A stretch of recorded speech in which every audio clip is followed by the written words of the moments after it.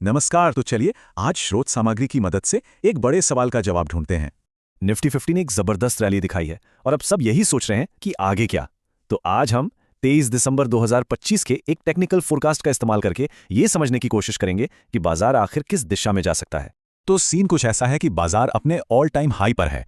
22 दिसंबर को निफ्टी 50 26,172.40 पर बंद हुआ, 0.79% की बढ़त के साथ। अब ऐसे में सवाल तो उठता ही है कि यहां से आगे क्या। पहला सुराग जो हमें मिलता है वो है चार्ट पर। देखिए यहां एक classic higher high higher low pattern बन रहा है।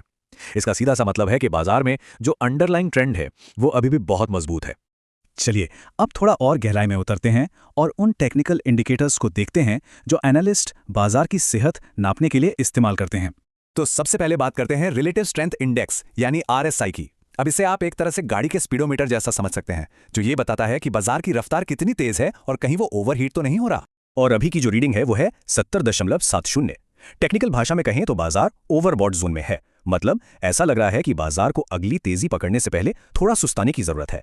अब दूसरा टूल है MACD यानी मूविंग एवरेज कन्वर्जेंस डाइवर्जेंस। ये इंडिकेटर हमें बाजार के मोमेंटम की दिशा और उसकी ताकत को कंफर्म करने में मदद करता है। और मजे की बात यह है कि MACD अभी भी पॉजिटिव है और इसका हिस्टोग्राम भी 0 से ऊपर है। तो RSI भले ही ओवरबॉट दिखा रहा हो, लेकिन मोमेंटम अभी भी बुलिश यानी तेजी की तरफ ही है।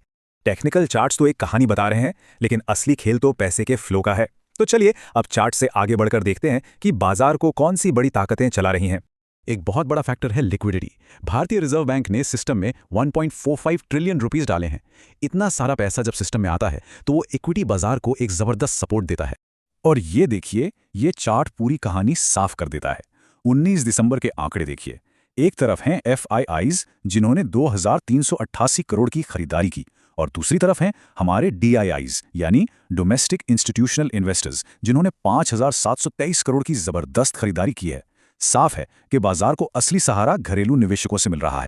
तो अब जब हमारे पास सारे सुराग हैं, चार्ट्स, इंडिकेटर्स और मनी फ्लो, तो चलिए देखते हैं कि 23 दिसंबर के लिए कौन कौन से संभावित सिनेरियो बन रहे हैं। एनालिसिस के हिसाब से एक सिनेरियो की संभावना सबसे ज्यादा है, करीब 70%। लेकिन जैसा कि बाजार में होता है, हमें बाकी दो संभावनाओं के लिए भी तैयार रहना होगा। तो ये रहे वो 3 सिनेरियो। पहला बेस केस, जिसकी सबसे ज्यादा संभावना है। इसमें बाजार 26,050 से 26,300 के बीच कंसोलिडेट कर सकता है। दूसरा है बुलिश केस। अगर बाजार 26,300 के ऊपर निकलता है तो रैली 26,500 तक जा सकती है। और तीसरा बेरिश केस। अगर बाजार 25,950 के नीचे फिसलता है तो ट्रेंड न्यूट्रल हो सकता है। तो इन सारे सुरागों और संभावनाओं को एक साथ रखकर आखिरकार क्या नतीजा निकलता है? क्या है अंतिम पूर्वानुमान? अब एक सवाल उठता है कि सिर्फ 23 दिसंबर ही क्यों? इसकी वजह है टाइम साइकिल एनालिसिस। ऐतिहासिक डेटा के आधार पर यह एनालिसिस बताता है कि इस खास दिन पर एक छोटा और अस्थायी पुलबैक आने की संभावना है। तो मोमेंटम ट्रेडर्स के लिए रणनीति क्या बनती है? रणनीति साफ है, बाय ऑन डिप्स। यानी अगर बाजार 26,050 से 26,100 के लेवल तक आता है तो वो एक खरीदारी का मौका हो सकता है। टारगेट 26,250 से 26,300 का रखा जा सकता है और 25,950 के नीचे एक स्ट्रिक्ट स्टॉप लॉस लगाना जरूरी है। तो कुल मिलाके जो बात सामने आ रही है वो ये है कि ये कोई ट्रेंड रिवर्सल या बड़ी गिरावट का संकेत नहीं है। इसे ऐसे समझिए कि बाजार अगली बड़ी छलांग लगाने से पहले बस एक छोटा सा ब्रेक ले रहा है। उम्मीद है इस विश्लेषण से निफ्टी 50 की अगली चाल को समझने में कुछ मदद मिली होगी।